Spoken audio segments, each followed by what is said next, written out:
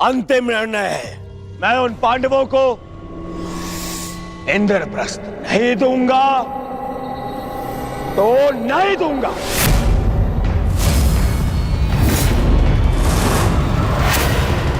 उचित है दुर्योधन, तुम इंद्रप्रस्थ रख सकते हो। उसकी सेना भी रख लो, अस्त्र शस्त्र रख लो, लाखों गाय अश्व, उसकी प्रजा भी रख लो, कोटि कोटि धन संपत्ति, जो कुछ भी पांडवों ने अपने परिश्रम से अर्जित किया था वो सब रख लो दुर्योधन। परंतु इस अन्याय के प्रतिकार स्वरूप केवल एक कार्य कर दो। प्रतीक के रूप पांचों पांडवों को 5 गांव दे दो।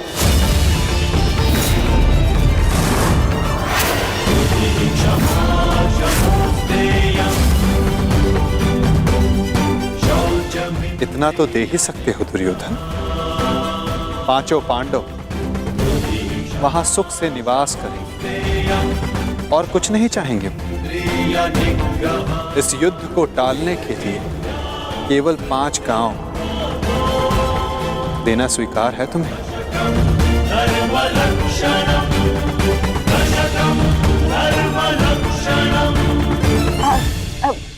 वासुदेव वासुदेव वासुदेव, यदि दुर्योधन 5 गांव दे देता है तो क्या आप वचन देंगे कि पांडव इंद्रप्रस्थ की चाह में आक्रमण की चेष्टा नहीं करेंगे? हाँ गांधार नरेश, मैं वचन देता हूं कि इस स्थिति में पांडवों की ओर से कोई आक्रमण नहीं होगा। वो हर परिस्थिति में संतुष्ट रहेंगे।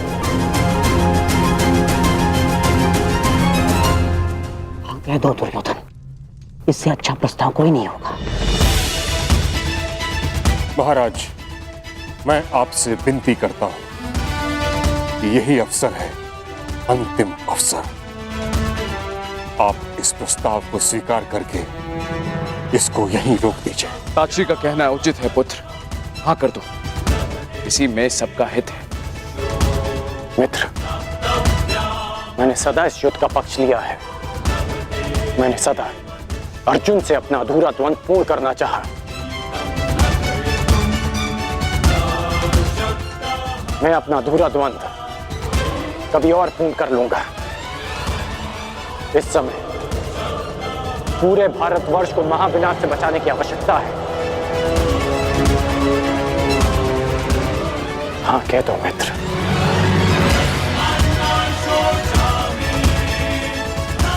तुमने तो एक अनजान का मान रखने के लिए उसे अंगराज बना दिया, तो लाखों के प्राणों को बचाने के लिए 5 गांव दे दो मित्र।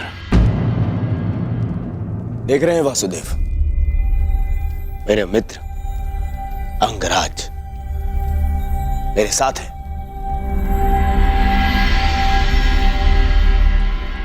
और आपको तो अच्छे से ज्ञात है कि कर्ण को अंगराज मैंने बनाया। उसे वो दिया है मैंने जो पांडव नहीं दे पाए। ना पांडव, ना पितामह। और ये मेरा वचन है, यदि मेरा मित्र मुझसे प्राण भी मांगेगा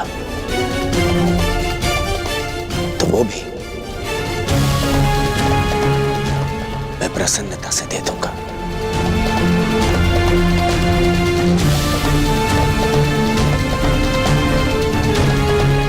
परंतु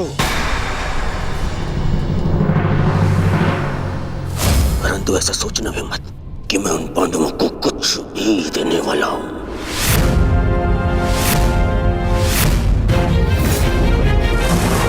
पता है, बचपन से मुझे यही आभास कराया गया है कि मेरा किसी भी वस्तु में कोई अधिकार नहीं है, ना अपने पिता के राज्य पर, ना सिंहासन पर। जो भी मिले या तो दे दो या उन उन पांडवों के साथ में बांट लो। और तुम अधिकार की बात करते हो वासुदेव, तो बताओ मुझे, मेरा अधिकार उन पांडवों ने मुझे कब दिया? कब? गुरु का प्रेम, महामहिम का वात्सल्य किसी को मिला तो वो उन पांडवों को, मुझे नहीं। मेरे पिता के राजा होने पर युवराज पद पर किसी का अधिकार था तो वो मेरा था, परंतु मुझे नहीं मिला। वो मिला उस युधिष्ठिर को। दुर्योधन की बात तर्क सम्मत है वासुदेव। युवराज राजा का पुत्र ही बनता है और यही नीति है। आप तो कभी वास्तविक राजा थे ही नहीं महाराज। आप तो आज भी हस्तिनापुर के केवल कार्यकारी नरेश। आपका राज्य अभिषेक भी नहीं हुआ। और रही बात नीति की, तो कुल वधू का वस्त्र हरण, उसका अपमान कहां की नीति है? पांडवों का पक्ष लेना बंद करो ग्वाले। मैंने उस द्रौपदी को धर्म पूर्वक द्यूत में जीतकर उसे अपनी दासी बनाया। उसका वस्त्र हरण करना मेरा अधिकार था, क्योंकि जो दासी अपने स्वामी की आज्ञा का पालन ना करे वो दंड की अधिकारिणी होती है। नारी केवल सम्मान की अधिकारिणी है दुर्योधन।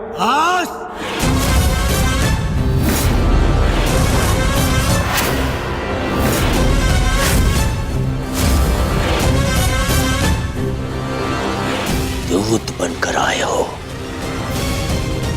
अपना संदेश दे चुके हो। अब मेरा निर्णय सुनो। मैं उन पांडवों को 5 गांव तो क्या, एक सुई की नोक बराबर धरा भी नहीं दूंगा।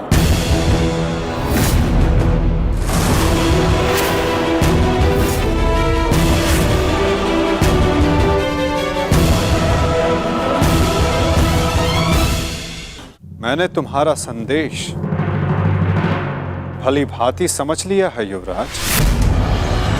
अब वही होगा जो तुम चाहते हो दुर्योधन। अब महाविनाश होगा, महायुद्ध होगा, महाभारत होगा।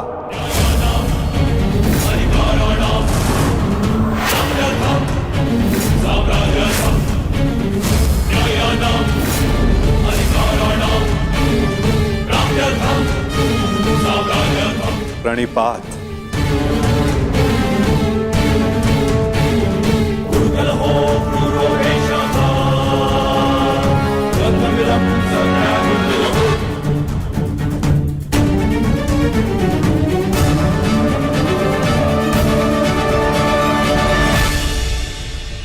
रुकिए केशव। मित्र, एक बार और विचार कर लो। अरे मित्र, राजा बलि की कथा स्मरण है तुम्हें? वो मायावी वामन मुझसे 3 पग मांगने आया था। 3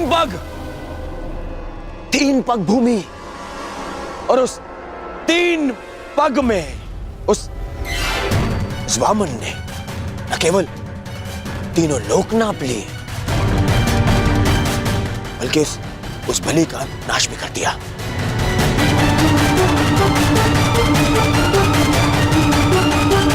अरे इस छलिया को 5 गांव दे दूंगा तो यह हस्तिनापुर का अस्तित्व ही मिटा देगा।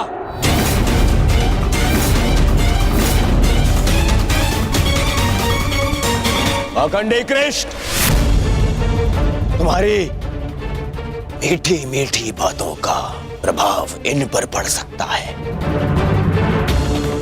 दुर्योधन पर नहीं।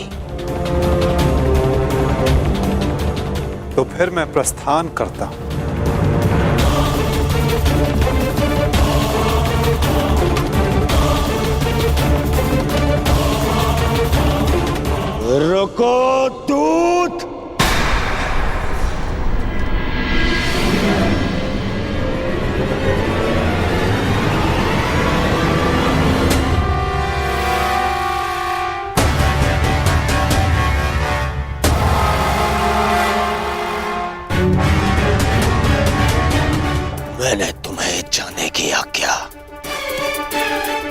नहीं दी है अभी।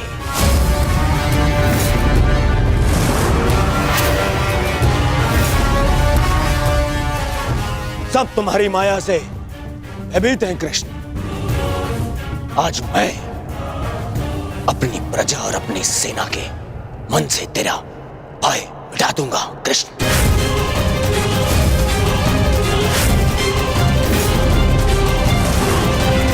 तुम हस्तिनापुर से बाहर नहीं जाओगे।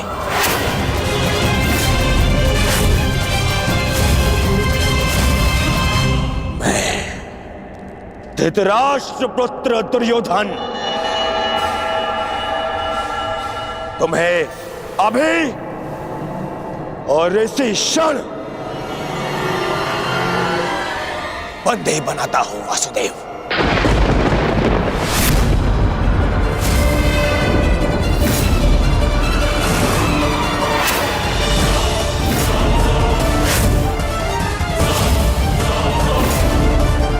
सैनिकों, बंदी बनाओ इस छलिए को।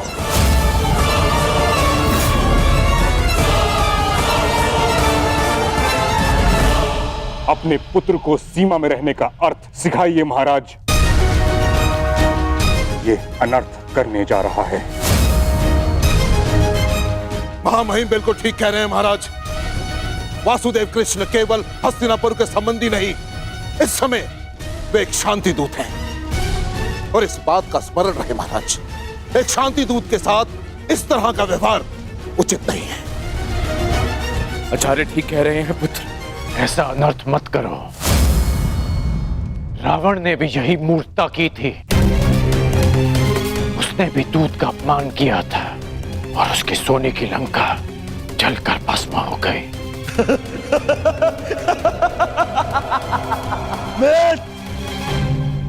रावण मूर्ख था जो सामान्य रस्सी से हनुमान को बांधने चला था, परंतु मैंने इस विशेष दूत के लिए एक विशेष धातु की श्रृंखला बनवाई है।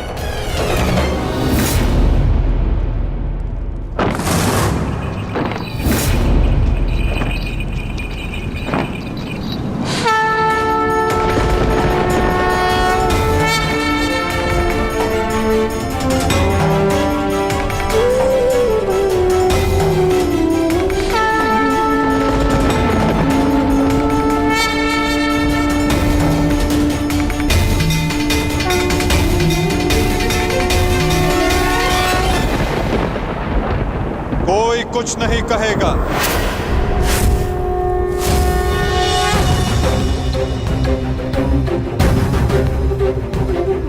मेरा आप सबसे निवेदन है कि मेरे और दुर्योधन के मध्य में ना आए और साक्षी बने इस क्षण की। इसे भान नहीं कि ये क्या कर रहा है, जिसके जन्म के पश्चात जिसे बंदी गृह की बेड़ियां ना बांध सके, सैनिकों का पहरा ना रोक पाए, आज तुम उसे बांधने चले हो दुर्योधन।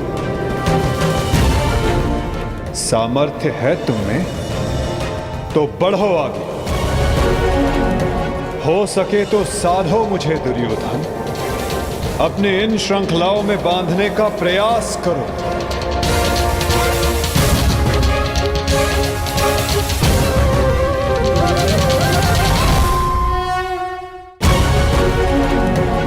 हो सके तो साधो मुझे दुर्योधन। अपने इन श्रृंखलाओं में बांधने का प्रयास करो।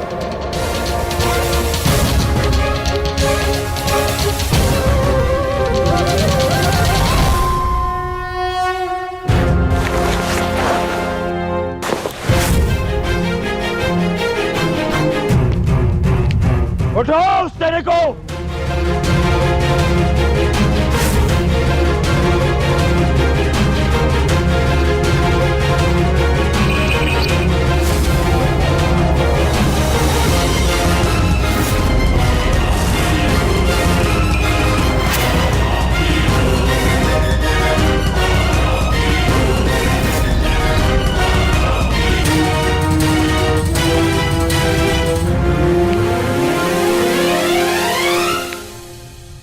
तुम्हें लगता है कि ये धातु श्रृंखला मुझे बांधने के लिए पर्याप्त है दुर्योधन?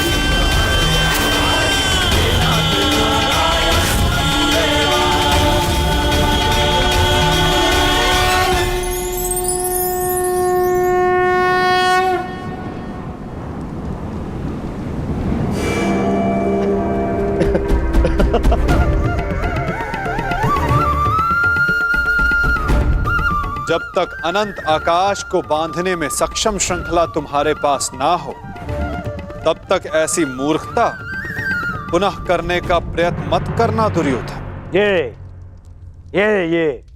छल, ये माया, यही है ना तुम्हारे अस्त्र छलिए। परंतु मुझे तुमसे या तुम्हारे इस माया से डर नहीं लगता। हर लूंगा मैं तुम्हारे और उन पांडवों के प्राण।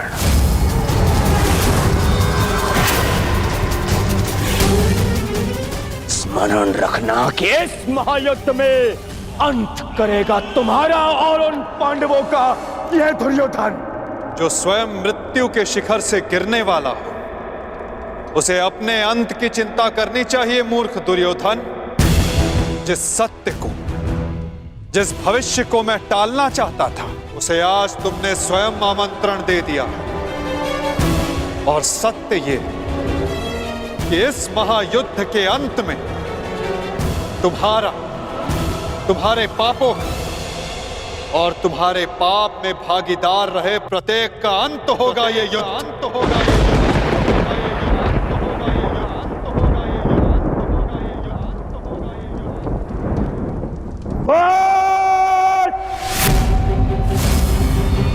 मेरे राज्य में, मेरे ही सभा में आके मुझे ही धमकी देता है छलिए। तुम्हारा राज्य, तुम्हारी सभा, इस राजसभा के समक्ष कितना सा आकार है तुम्हारा दुर्योधन? और हस्तिनापुर के समक्ष कितनी सी है ये सभा? और इस पृथ्वी के सामने कितना सा है हस्तिनापुर? और इस ब्रह्मांड में क्या स्थान रखती है ये पृथ्वी? यदि मनुष्य का अभिमान और दम उसके आकार से अधिक बड़ा हो जाए, तो वही मनुष्य को स्वयं अपने बोझ से मार डालता है।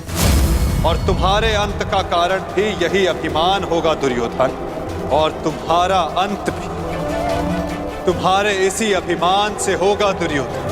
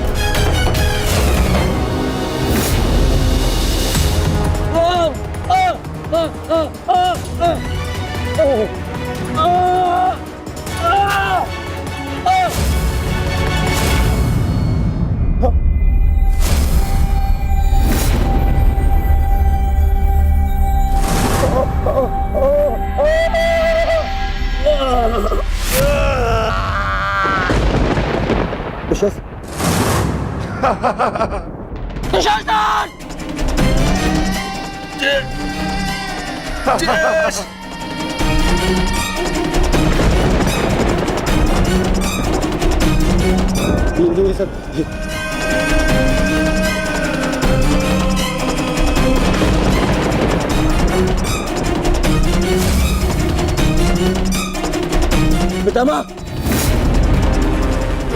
मेरे होने वाले मामा श्री, क्या हो रहा है? मैं कहाँ हूँ? मित्र, मित्र का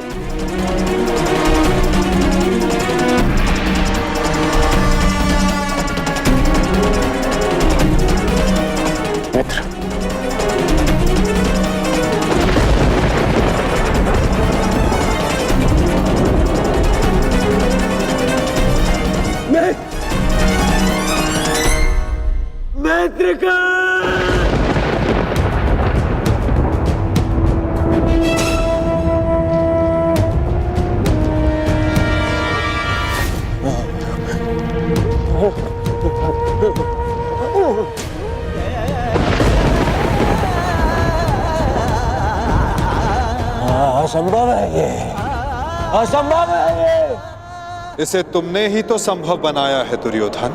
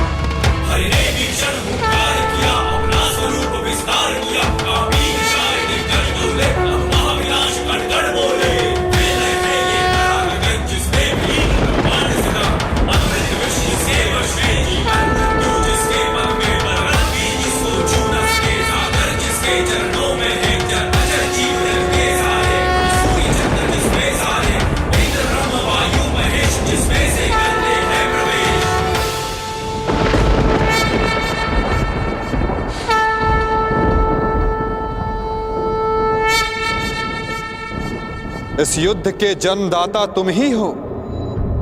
ध्यान से देखो इसे, ये कुरुक्षेत्र है। ये तुम्हारे अहंकार का परिणाम है दुर्योधन। तुम्हारे छल का निष्कर्ष है ये तुम्हारे मद का, तुम्हारे कर्मों का फल है दुर्योधन। ये उस पाप का परिणाम है दुर्योधन जो भरी सभा में याज्ञसेनी के साथ हुआ। ये उस श्राप का परिणाम है जो पांचाली के धधकते हृदय से निकला। देखो मूर्ख, मृत्यु तुम्हें पराजित कर चुकी है और तुम विजय का स्वप्न देख रहे हो।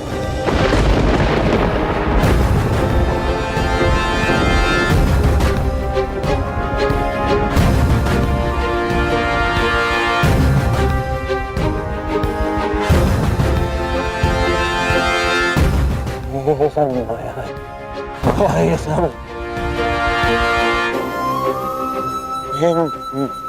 माया है। माया नहीं दुर्योधन, तुम्हारे कर्मों की छाया है ये। यही तुम्हारा भविष्य है, यही तुम्हारा प्रारब्ध, यही अंत है कुरुवंश का। युद्ध की चाह थी ना तुम्हें, महाविनाश देखने की इच्छा थी तुम्हें। ठीक है, युद्ध मिलेगा तुम्हें, महाविनाश देखोगे तुम। तुमसे पहले भी बहुत अहंकारी आए और उनका भी अंत मैंने इसी प्रकार किया।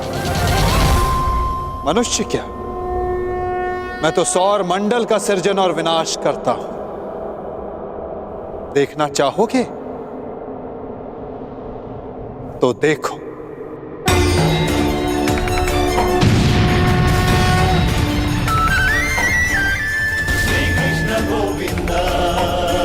उधर देखो दुर्योधन।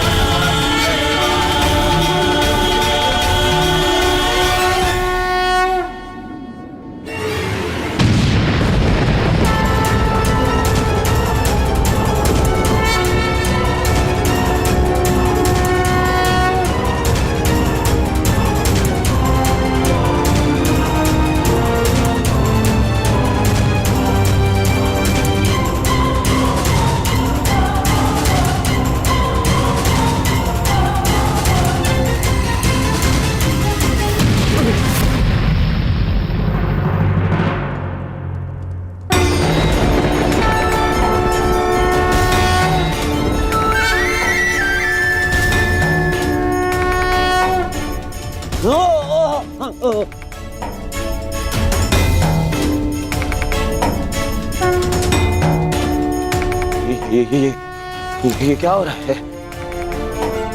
नहीं, ये सब मिथ्या है। ये मिथ्या है। ये मिथ्या तुम्हारा अहंकार है दुर्योधन। मिथ्या ये सभा है। सत्य तो वो है जो तुम कभी समझ ही नहीं पाए। वो सत्य जो मैंने अभी तुम्हें दिखाया।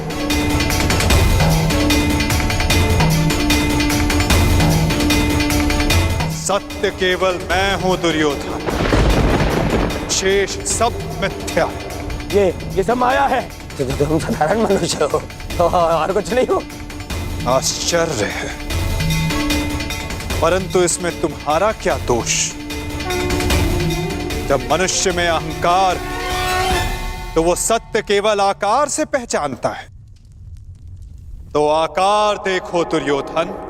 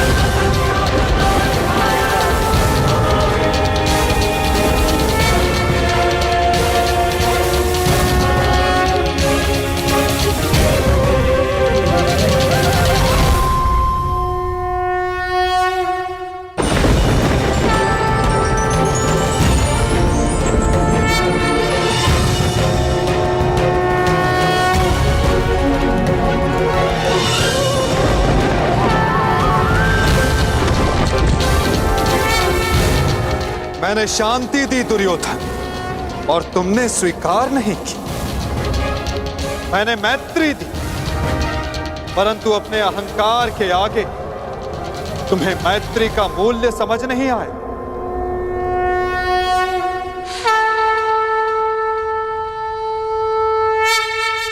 मैं प्रेम लाया था, परंतु तुमने युद्ध मांगा दुर्योधन। तो सुनो, अब युद्ध होगा।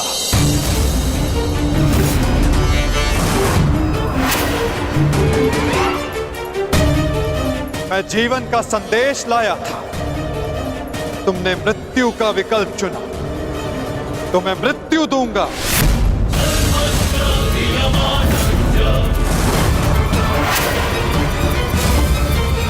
तुम्हें अनुमान नहीं दुर्योधन कि यह युद्ध कितना भयंकर होगा।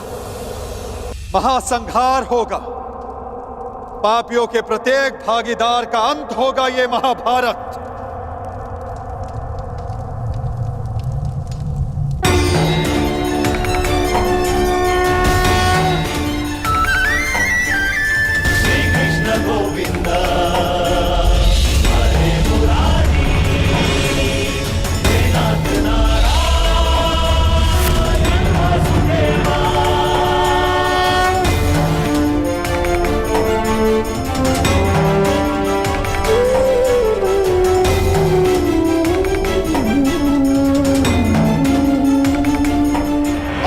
थामा।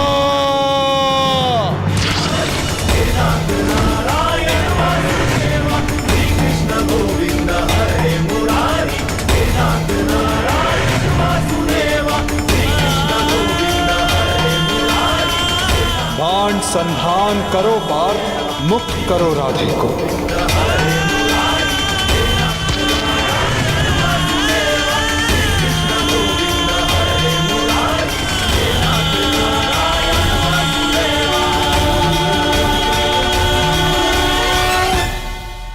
सभा में इतनी शांति क्यों है? कोई बताएगा मुझे आखिर हो क्या रहा है? सत्य देखने के लिए तन के दृष्टि की नहीं, मन के दृष्टि की आवश्यकता होती है धृतराष्ट्र। नियति ने तुम्हें दृष्टि नहीं, परंतु आज इस क्षण के लिए मैं तुम्हें दृष्टि देता हूं। कदाचित तन की दृष्टि से देखकर तुम मन की दृष्टि का सत्य समझ पाओ धृतराष्ट्र।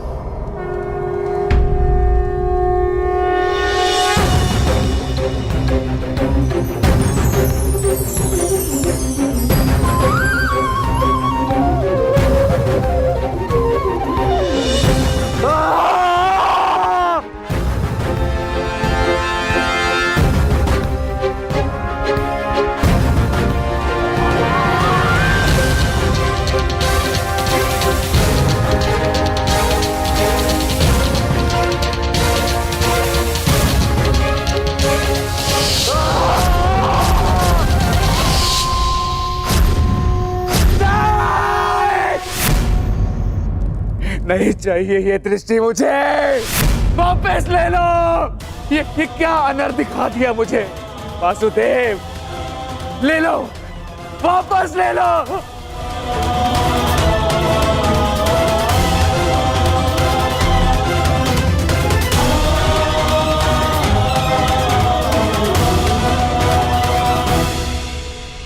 जो सबने देखा वही अंत है और वही नया प्रारंभ।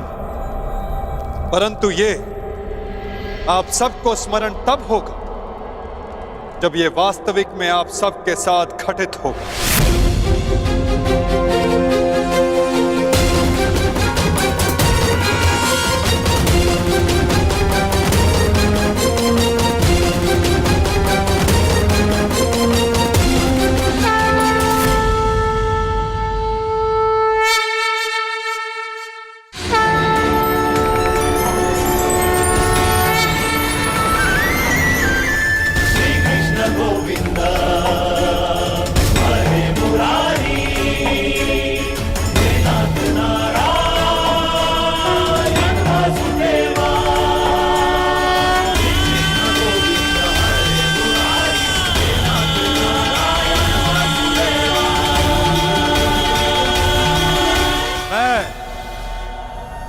वासुदेव इस महायुद्ध, इस महाभारत की घोषणा करता हूं।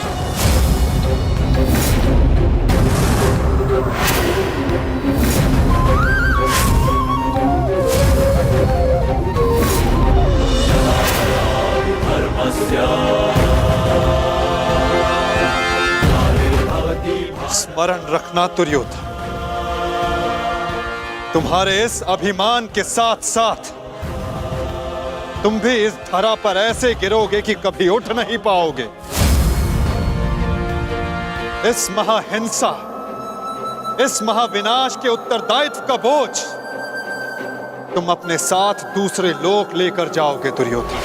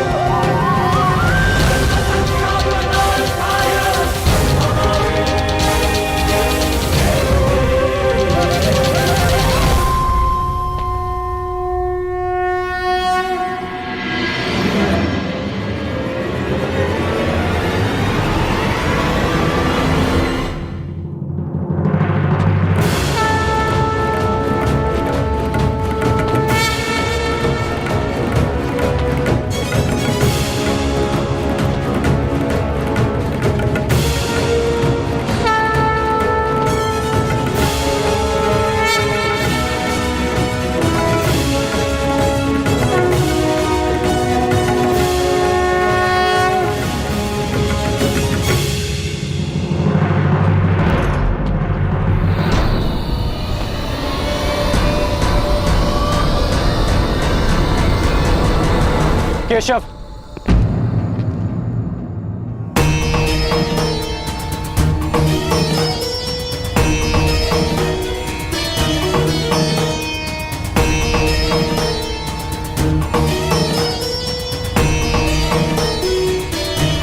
मुझे सदा से भान था कि आप साधारण मनुष्य नहीं हैं।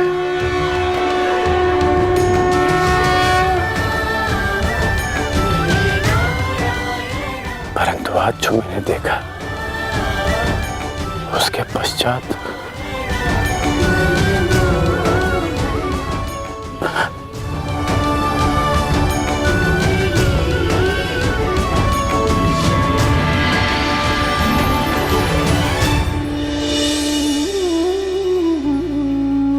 मेरे साथ आओ मित्र। ये स्थान अब वार्ता करने के लिए उचित नहीं रहा। यहां शब्दों का कोई मोल नहीं। यहां शब्द केवल सुने जाते, समझे नहीं जाते। आओ मेरे साथ।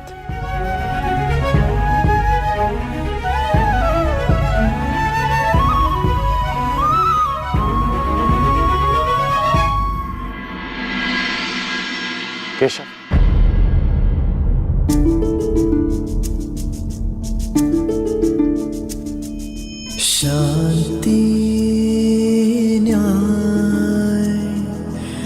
एक बार आप मेरे सारथी बने थे,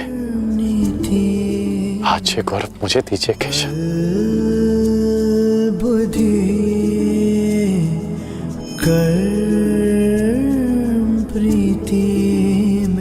तुम्हें सारथी के रूप में पाकर गौरवान्वित तो मैं हो जाऊंगा मित्र।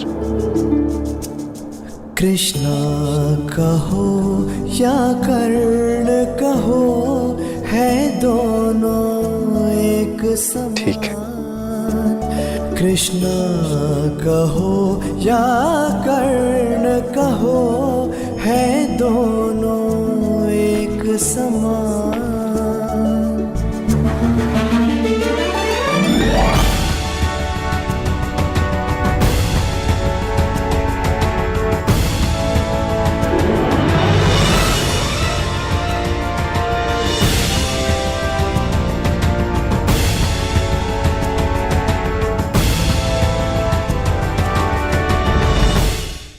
कह दो मित्र, जो कुछ भी तुम्हारे मन में।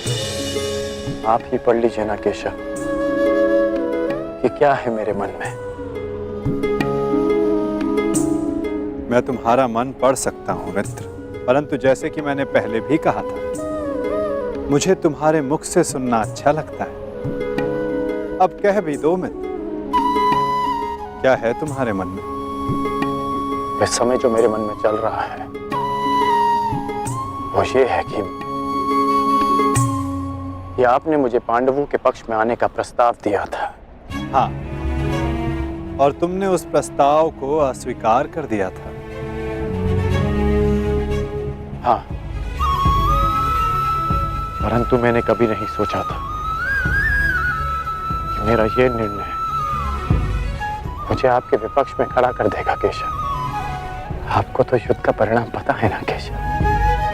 किसी अनहोनी के होने से पहले उसका ज्ञात हो जाना, क्या वो आपको पीड़ा नहीं देता केशव? मनुष्य संतोष से इसलिए जीता है क्योंकि वो नहीं जानता कि अगले पल क्या होने वाला है। वो नहीं जानता कि वो जीवित रहेगा या वो मर जाएगा। परंतु यदि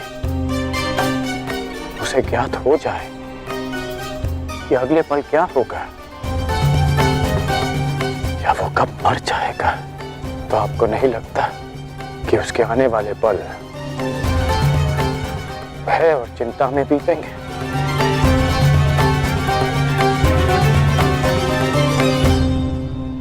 ये सोच पर निर्भर करता है अंगराज। यदि मनुष्य को अपना अंत ज्ञात हो तो हर वो क्षण जिसे हम व्यर्थ करते हैं, उन क्षणों को जिया भी जा सकता है। इस नदी को देख रहे हो? इस बहती नदी को पता है कि अंततः इसे सागर में जाकर मिल जाना अधिक ज्ञान पीड़ादायी नहीं होता मित्र। अधिक ज्ञान उचित निर्णय लेने में सहायता करता है। यदि तुम्हें भी भूत और भविष्य का कुछ अधिक ज्ञान होता तो कदाचित तुम भी अधिक न्यायपूर्वक निर्णय कर पाते। आपका मंतव्य यही है ना कि पांडव उचित हैं और दुर्योधन अनुचित?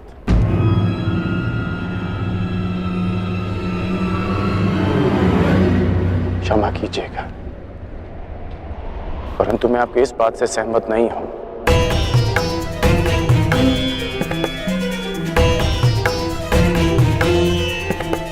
मुझे लगता है केशव कि दोनों अपने अपने स्थान पर दोषी हैं।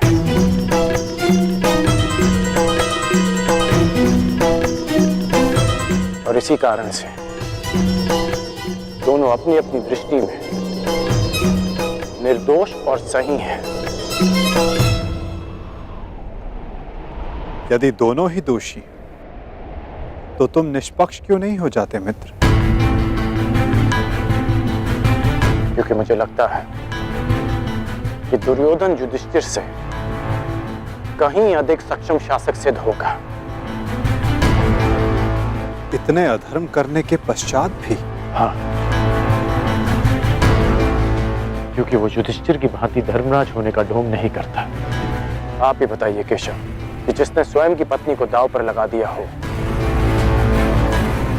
जिसने द्यूत के कुचक्र से निकलकर स्वयं को द्यूत में फिर से फंसा लिया हो, वो कैसा धर्मराज?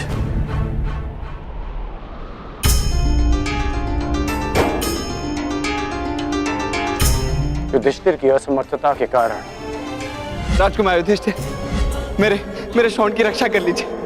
मेरा अनुज मृत्यु की भेंट चढ़ गया।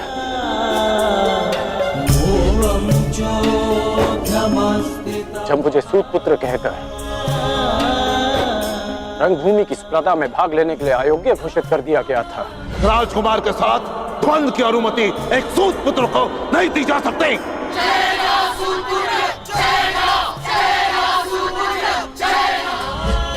तब भी धर्मराज का धर्म मौन था। ऐसे में दुर्योधन ने मेरा हाथ थामा, जिसे आप अधर्मी कहते हैं। आज मैं अंगराज हूं, परिवर्तन के लिए खड़ा हूं, वो केवल दुर्योधन के कारण। केशव, मैंने कहा था ना, यदि तुम्हें तनिक अधिक ज्ञान होता तो तुम उचित निर्णय ले पाते मित्र।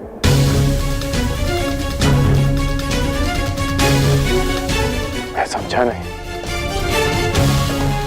तुम सदा स्वयं को सूतपुत्र समझते आए होकर, और यदि तुम्हारा ये ज्ञान मिथ्या हुआ तो? मिथ्या? हाँ कर, क्योंकि तुम्हें तो पता ही नहीं कि तुम वास्तव में हो कौन। मुझे ज्ञात है कि मैं कौन हूं, और मुझे गर्व है कि मैं अधिरथ पुत्र कर्ण हूं, राधे पुत्र कर्ण हूं, सूत पुत्र कर्ण हूं।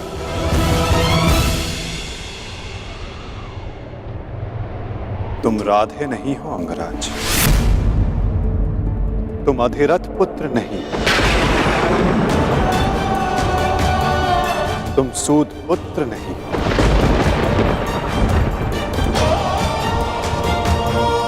तुमने कभी ये नहीं सोचा कर्ण कि एक सूत पुत्र के शरीर पर दिव्य स्वर्ण से मढ़ित कवच और कुंडल क्यों है?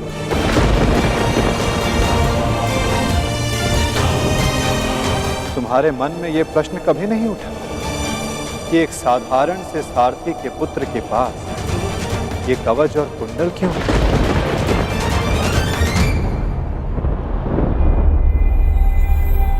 क्या तुम ये सोचकर कभी व्याकुल नहीं होते कर्ण कि तुम शेष से इतने भिन्न क्यों हो? तुम सूर्य पुत्र कर्ण, सूर्य पुत्र कर्ण, सूर्य पुत्र कर्ण, सूर्य पुत्र कर्ण।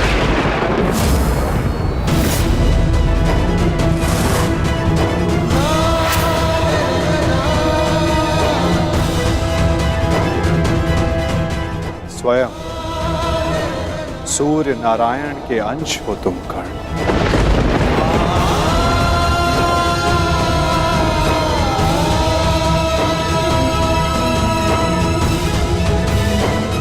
यह सत्य है, मेरे पिता अधिरथ हैं और मेरी माता राधा। सत्य से भागो मत कर, और सत्य यही है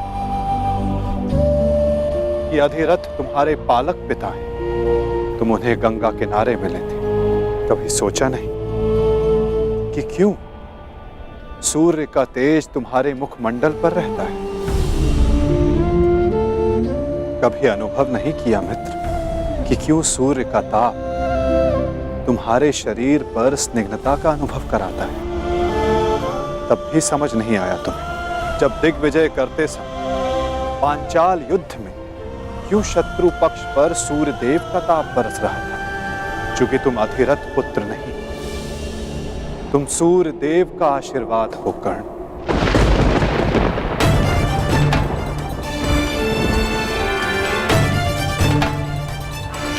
यदि मैं पिताश्री को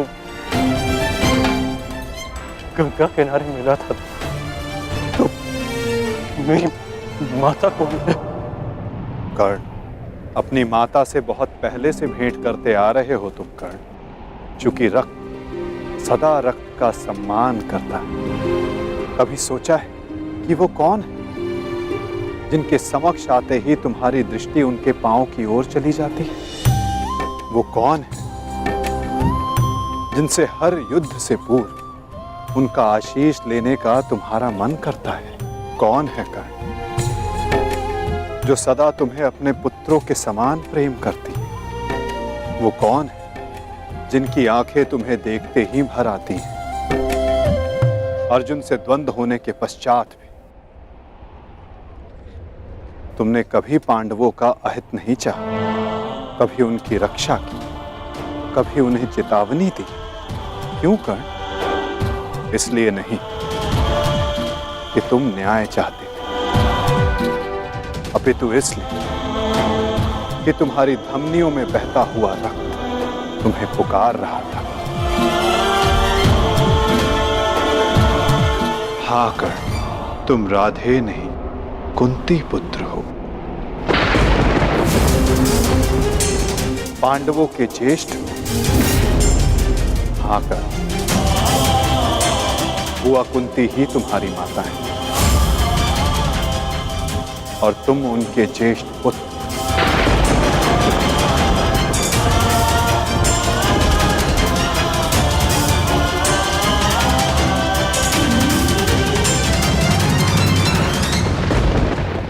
ये सत्य नहीं है।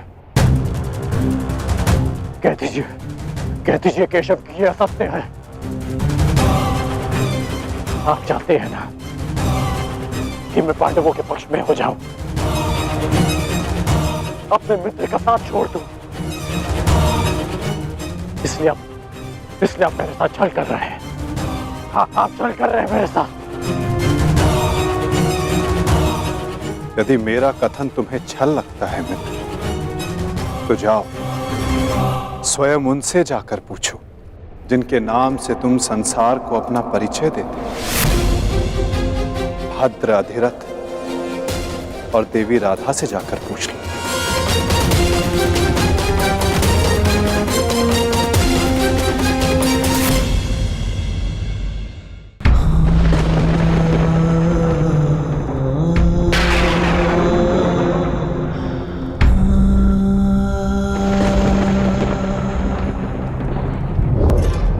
आ गए?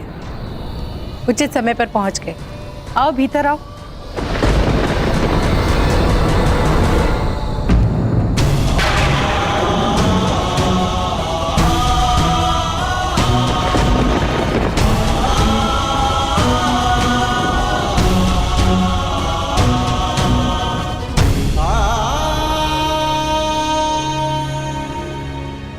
क्या हुआ पुत्र?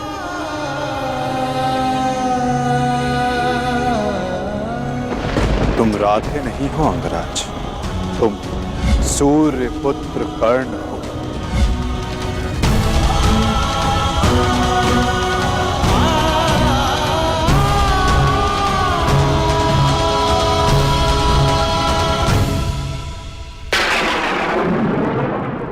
एक बार फिर से पुत्र कहकर पुकारिए ना। पुत्र?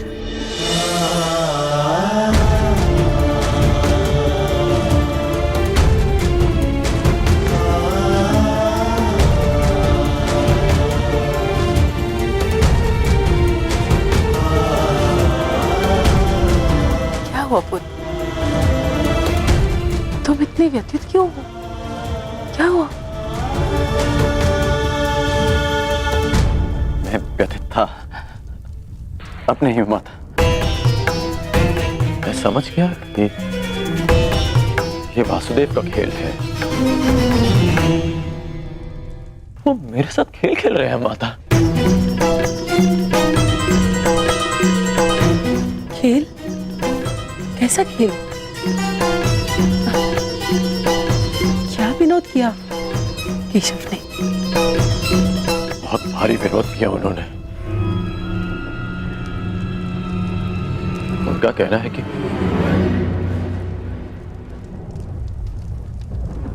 आप दोनों मेरे पालक माता पिता हैं।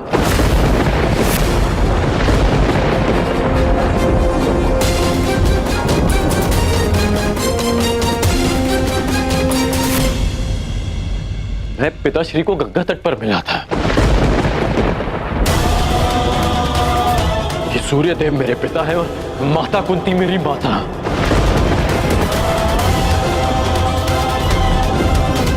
परंतु मुझे विश्वास है कि यह सत्य है।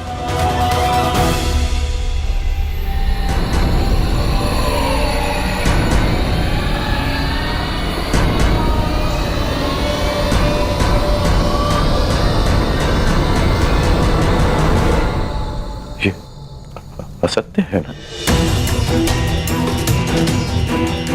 मैं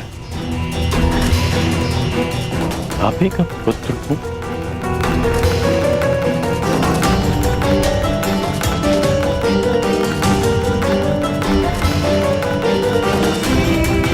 मैं आप ही का पुत्र हूं ना?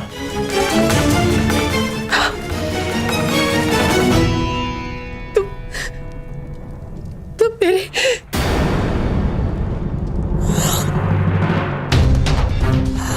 क्या हुआ माता?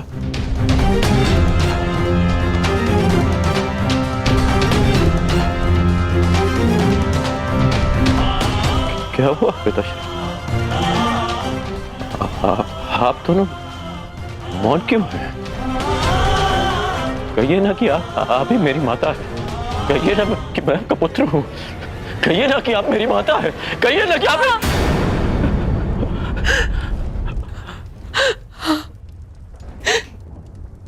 मैं तुम्हारी माता हूं।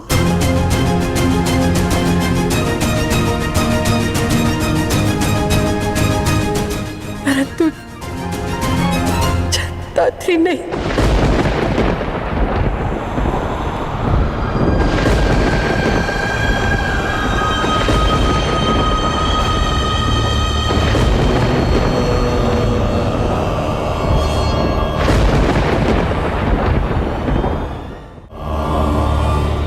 मैंने तुम्हें जन्म नहीं दिया।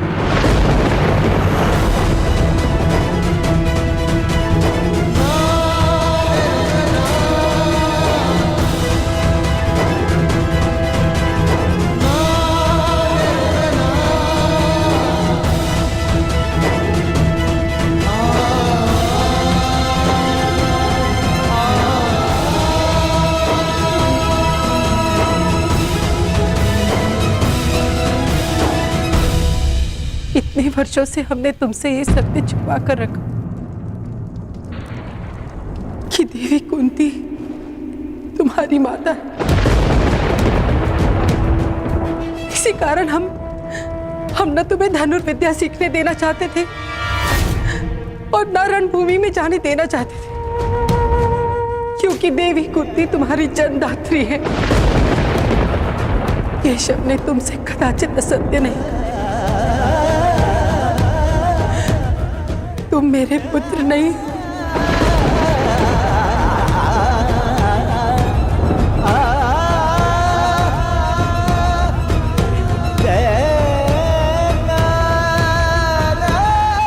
मैं तुम्हारी माता नहीं हूँ।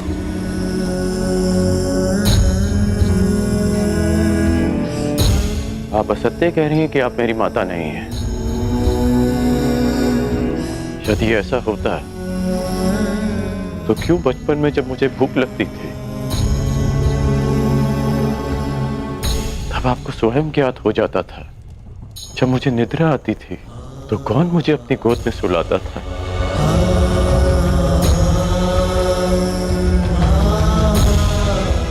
आप ही ना।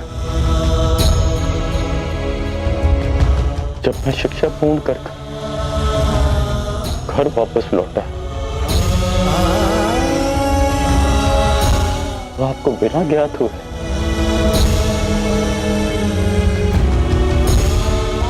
कैसे पता चल गया कि मैं आ गया और आपने अधिक भोजन बनाया?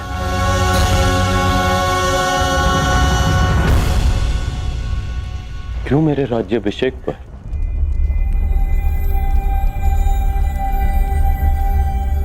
पिताश्री के शपथ देने के पश्चात भी आप मुझे छुप कर देखने आई थी? जब मैं अंग जा रहा था तब क्यों मुझे परिवर्तन का आशीष दिया?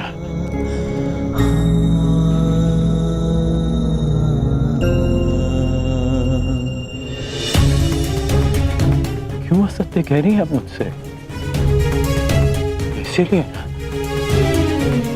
कि मैं इस युद्ध में भागना हूं। ठीक, मैं इस युद्ध में भाग नहीं लेता। मैं सदा ही आपके चरणों में बैठा रहूंगा। मैं यहां से कहीं नहीं जाऊंगा। बस इतना कह दीजिए कि आप ही मेरी माता। कह दीजिए।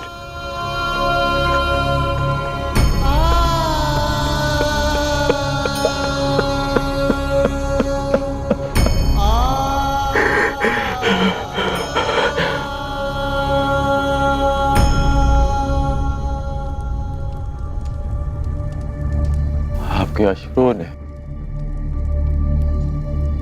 और आपकी चुप्पी ने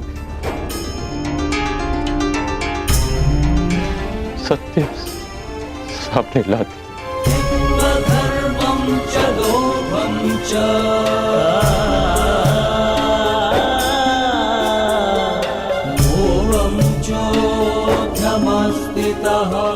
धन्य है आप तो।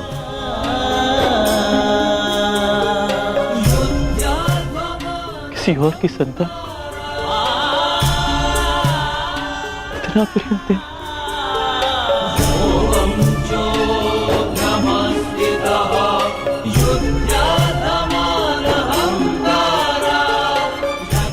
मैं आपका ऋण कभी नहीं उतार पाऊंगा।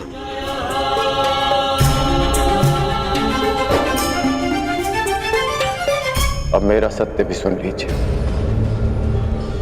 मैं सदा